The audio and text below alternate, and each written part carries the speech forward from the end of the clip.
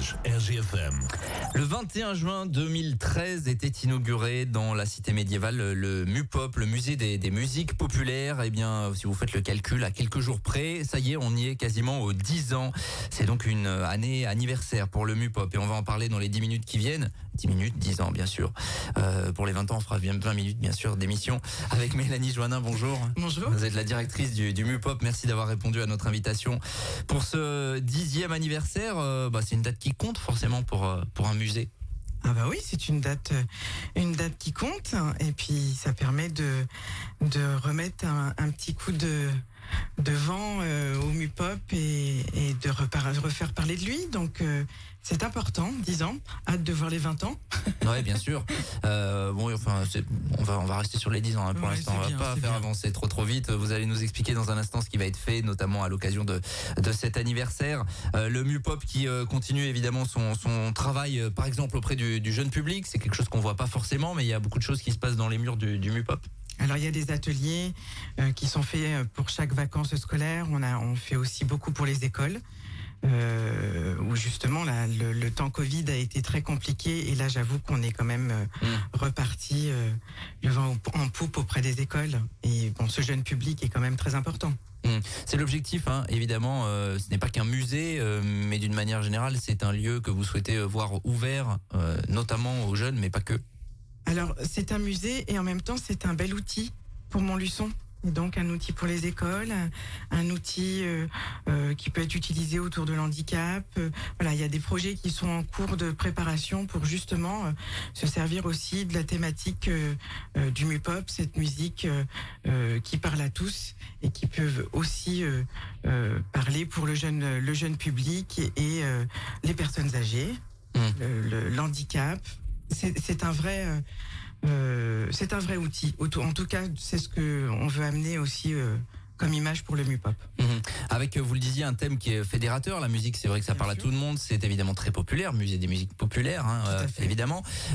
Toutefois, certains élus avaient un petit peu estimé que le musée avait encore du mal à se faire connaître. Alors vous étiez pas là il y a 10 ans, mais aujourd'hui, vous estimez qu'on a quand même progressé là-dessus, que le MUPOP, ça y est connu, reconnu au niveau national notamment. Alors, je vais dire qu'il y a eu beaucoup d'efforts de fait et des retours par rapport à ces efforts. Le concours guitare, on se rend compte qu'avec le concours guitare, on a eu énormément de personnes de toute la France. Et là, en l'occurrence, le gagnant est de Tarbes, le second est de Nancy et le troisième est de Clermont. D'accord, en voisin donc. Mais on en avait de Normandie, de Bordeaux, donc forcément, on va dire que ça fait passer aussi une image plus nationale et c'est important pour le musée, et ça on le développe, on essaye de le développer tous les jours, oui. On a vu qu'en termes de communication, vous étiez présent, me semble-t-il, à Lyon. Il me semble qu'il n'y avait pas eu des affiches. Lyon, voilà. Paris. C'est l'objectif, ça, parce que véritablement la qualité reconnue de tous, d'ailleurs, de ce musée, qui est très bien noté également sur toutes les applications genre TripAdvisor, etc. Je pense que tout le monde est à peu près unanime pour dire que c'est un super musée. Il manque encore parfois cette reconnaissance finalement peut-être et que ça se traduise aussi en nombre de visiteurs. On sait que pour beaucoup d'élus, ils regardent un petit peu la jauge. Alors évidemment que le nombre de visiteurs est important, mais j'allais dire pas que. Le fait déjà qu'on puisse être suivi, de savoir que le musée il existe, potentiellement c'est des gens qui se déplaceront jusqu'au MUPOP. Donc j'avoue que c'est un travail qui est quand même de longue haleine, qui sera pas simple, et qu'on a la problématique d'un musée qui est dans une ville avec le même nombre d'habitants que Montluçon. Donc on n'est pas les seuls, et en même temps je trouve qu'il a plutôt le vent en poupe.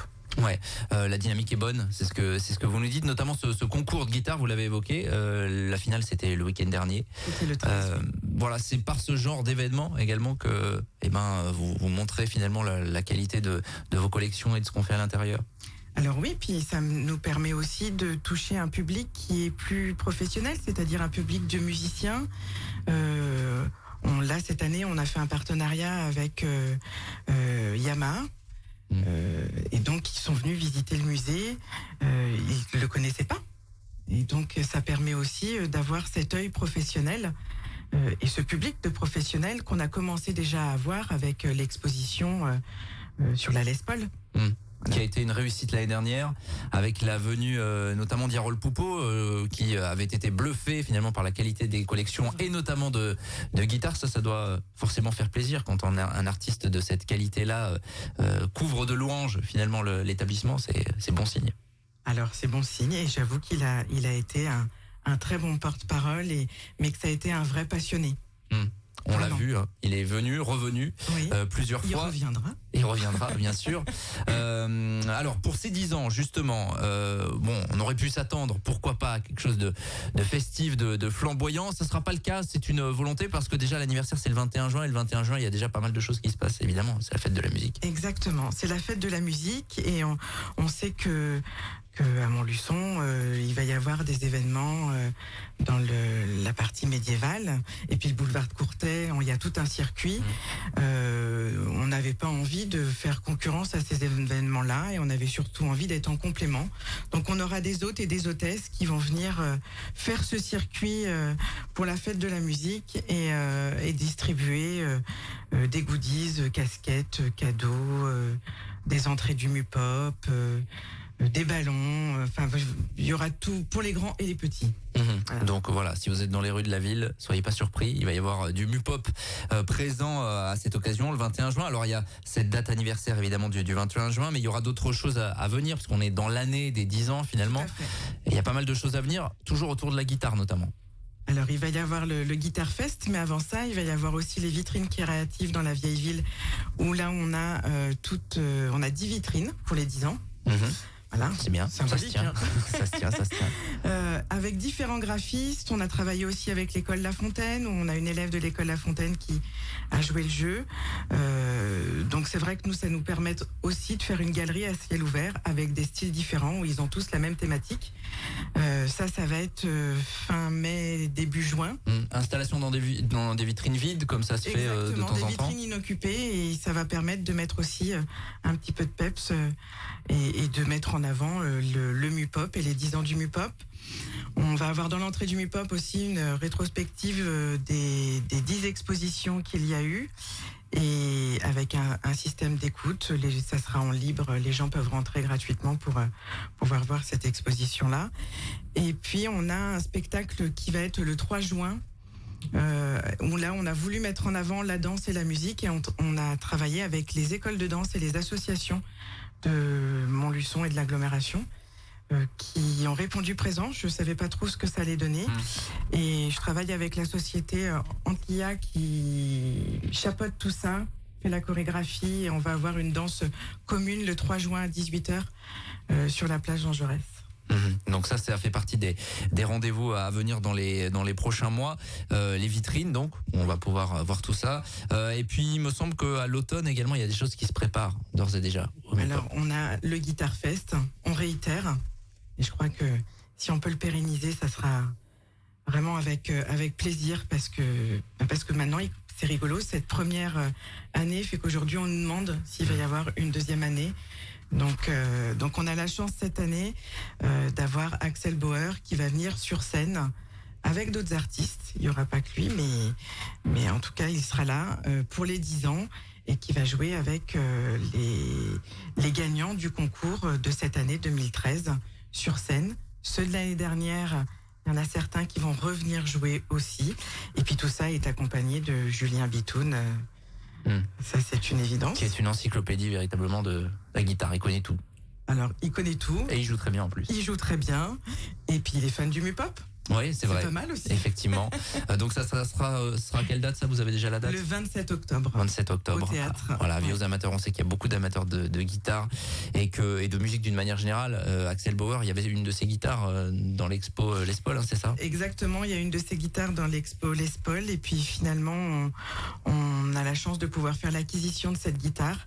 Donc symboliquement, on voulait que ça soit lui qui la mette dans la vitrine dans une des vitrines du Mupop. Rendez-vous en octobre, ça sera un temps fort de ces 10 ans. Il n'y a pas d'expo cette année parce qu'on rappelle que la salle d'expo temporaire est pas vraiment disponible, hein, c'est ça, dans le cadre. Oui, cette année avec les déménagements, Ouais. on n'a pas voulu faire d'exposition, mais nous ne serons pas condamnés à ne pas faire d'exposition. On modifiera les choses, mais il y aura d'autres expositions au Mupop. Et dans le hall, donc cette rétrospective, c'est dur ça le matin à 7h55. Oui, hein. Rétrospective des 10 ans d'expo, il y a eu, si je me souviens bien, les tubes de l'été, le disco. Oui, Paul Naref. Paul Naref. Les Lego font leur cinéma en musique. La Les Paul l'année dernière. Voilà. Pour vous Oui, il y en a replonger. plein d'autres, ouais. Pour vous replonger dans l'histoire des 10 ans du Mupop. Et puis un dernier petit message, je pense qu'il y a beaucoup d'habitants du secteur qui n'ont pas encore osé ou qui n'ont pas encore pris le temps de venir pousser la porte du Mupop. Les élus le disent aussi, allez-y, ils encouragent tout le monde à y aller. Évidemment, la directrice va les encourager ce matin à venir nous voir sur les week-ends de pluie là, qui sont annoncés parfois. Bon, Et nous sommes ouverts les dimanches en Bien cette sûr, c'est saison. important. Et juillet-août, nous sommes ouverts du lundi au dimanche. Voilà, tous les jours. Vous n'avez pas Exactement. Ils n'ont plus d'excuses. plus d'excuses. Voilà, pour les 10 ans du Mupop, on célébrera ça donc avec cette distribution de goodies, on le rappelle le 21 juin, et puis notamment l'avenue d'Axel Bauer au mois d'octobre. Merci Mélanie Joannin d'être Merci passée à à vous. notre micro. On se retrouve donc dans 10 ans pour les 20 ans, mais on se On se reverra verra d'ici là. peut-être avant. Effectivement, parce qu'il y aura d'autres choses à venir au Mupop. En tout cas, bon anniversaire évidemment à cet élément désormais incontournable du patrimoine dans la cité médiévale. 7h56 sur RJFM, on revient dans quelques minutes. 7h45, l'invité du jour. En direct sur 92.3 et